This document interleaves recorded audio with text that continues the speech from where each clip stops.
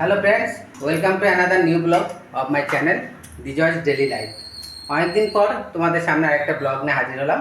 যেহেতু অফিসের কাজের চাপে থাকি সেহেতু ব্লগ করার ঠিক সময় হয়ে ওঠে না। তো আজকের ব্লগটা হচ্ছে আজকে রাত্রে আমাদের ডিনারে আমরা বাড়িতে এগ রোল বানিয়ে খাচ্ছি। তো সেটাই তোমাদেরকে দেখাবো যে আমরা বাড়িতে কীভাবে এগ রোল বানিয়ে খাই। তো চলো তোমাদেরকে সেটা দেখাই। আমাদের বাড়িতে যখন এগ রোল, লুচি এগুলো তৈরি হয় নর্মালি আমরা ময়দা দিয়ে তৈরি করি না, আমাদের আটা দিয়ে তৈরি করা হয়। ময়দাটাকে আমরা নর্মালি অ্যাভয়েড করি, আর তার কারণ হচ্ছে আমার একটু সুগারের প্রবলেম আছে।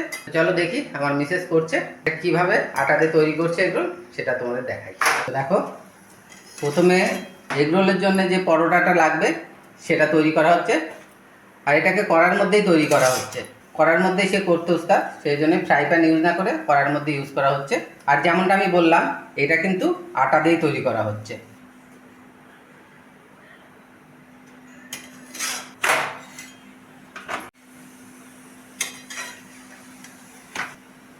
আর এটা কিন্তু খুব অল্প তেলেই ভাজা হবে। তো দেখে নাও, একদম সামান্য তেলে একসাথে সবগুলো পরোটা ভেজে নেওয়ার চেষ্টা করা হচ্ছে। একসাথে কতগুলো দিয়েছো? তিনটে। টোটাল কটা তৈরি হবে? টোটাল 7টা তৈরি হবে 3 জনের জন্যে। আমার 3টে, আর বাকি 2 জনের, আমার মিসেস আর আমার মেয়ে, তাদের জন্য দুটো দুটো করে। আমি যেহেতু ময়দার তৈরি জিনিস খাই না, সেহেতু আটার তৈরি জিনিস যখন তৈরি হয় তো আমি একটু অ্যাডভান্টেজ পাই।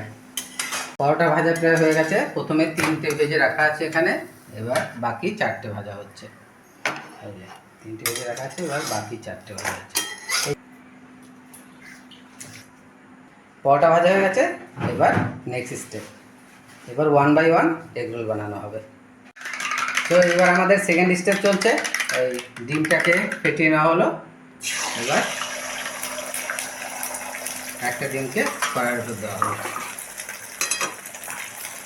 একটা একটা করে বানানো হবে।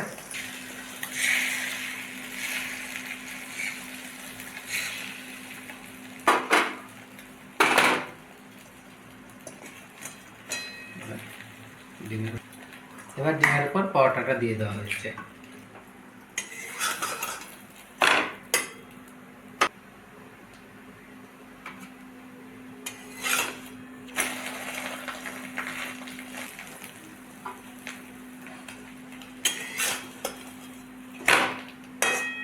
এগ রোলের পরোটা রেডি।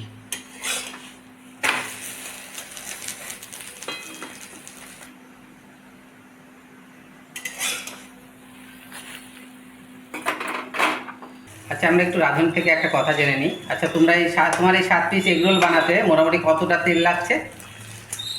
6 থেকে 7 চামচ, 4 চামচের 6-7 চামচ। 6 থেকে 7 চামচ। তাতে 6 থেকে 7 চামচ আমার মনে হয় 50 গ্রামও হবে না তেল। 30 থেকে 40 গ্রাম মতো হবে। এটা খুব অল্প তেলে বানানো হচ্ছে। কড়াইয়ে এই জন্যই করছি। যেহেতু সে ময়দার জায়গায় আটা ব্যবহার করছে, সেই জন্য কিন্তু পরোটার কালারটা একটু অন্যরকম আসবে। ময়দা ইউজ করলে এটা একটু হোয়াইট, মানে একটু সাদা রঙের হতো। পরোটা বানানো হয়ে গেছে, এবার নেক্সট স্টেপে আমরা সালাদ তৈরি করব। এগরোল খেতে হলে তো সালাদ লাগবে, তো এবার আমরা সালাদ তৈরিতে চলে যাব। বন্ধুরা, একটা ইম্পর্টেন্ট জিনিস আমি তো মিস করে গেছি। আমি এতক্ষণ ভাবছিলাম এটা এগ রোল তৈরি হচ্ছে, কিন্তু অ্যাকচুয়ালি এটা এগ চিকেন রোল তৈরি হচ্ছে। চিকেনে যে আছে স্টোরে এবং সেটা রেডি করে রাখা হয়েছে, সেটা আমি জানতামই না। তো দেখো, চিকেনটাও রেডি করে নেওয়া হয়েছে। সেটা দেখো, এগ রোলের মাংসটা রেডি হয়ে গেছে। এবার চলো আমরা এগ রোলটাকে প্রিপেয়ার করি খাওয়ার জন্য। সালাদ বানানো কমপ্লিট, দেখে নাও।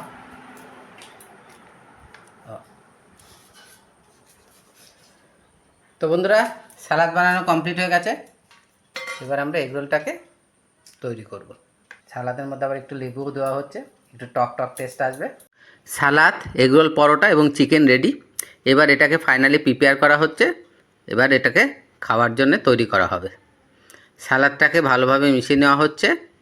এখানে চিলি সস এবং টমেটো সসকে মিশিয়ে নেওয়া হয়েছে। তো আমার মিসেস এবার এটাকে রেডি করছে 1 বাই 1। দেখা যাক।